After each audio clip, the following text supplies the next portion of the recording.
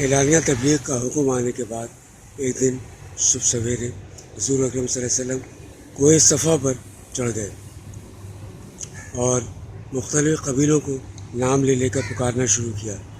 کسی بھی ہنگامی صورتحال میں مکہ مکرمہ میں یہی کیا جاتا تھا۔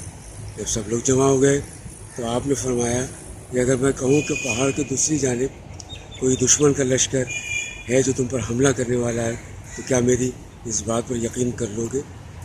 تو مجمع میں سے صدائیں آئیں کہ ہم نے آپ کو ہمیشہ سچا پایا، صادق و امین، اس لیے ہم آپ کی بات پر یقین کر لیں گے۔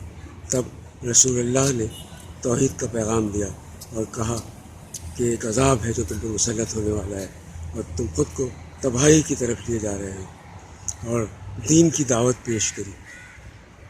اس پر سب سے پہلی مخالفت خود ان کے چچا ابو لہب نے کی اور ان کی شان میں گستاخیاں کرتا ہوا چلا گیا۔ اس کے بعد اعلانیہ طور پر رسول اللہ تبلیغ کرنے لگے، گلیوں میں، محلوں میں، کوچوں میں، بازاروں میں اور بیت اللہ میں جہاں لوگ جمع ہوتے تھے، مشرکین جمع ہوتے تھے، وہاں اللہ کا پیغام پہنچانے لگے۔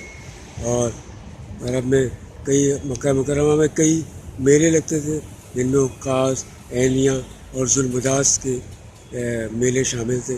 وہاں بھی دین کی دعوت پہنچاتے، لوگوں کو یہ بتاتے کہ عبادت کے لائق صرف اللہ تعالیٰ کی ذات ہے اور اسی کی عبادت کی جائے، اس کی بندگی میں کسی کو شریک نہ کیا جائے، اور مختلف سماجی برائیوں سے روکتے، یعنی بیٹیوں کو زندہ دفن کرنے سے، زنا سے، جوئے سے، شراب سے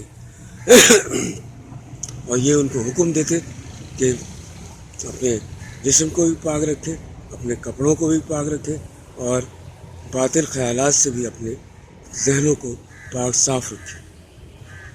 جو پیغام تھا جو سرور کائنات صلی اللہ علیہ وسلم دے رہے تھے اور اس کی روشنی مسلسل پھیل رہی تھی۔ سبحان اللہ، سبحان اللہ۔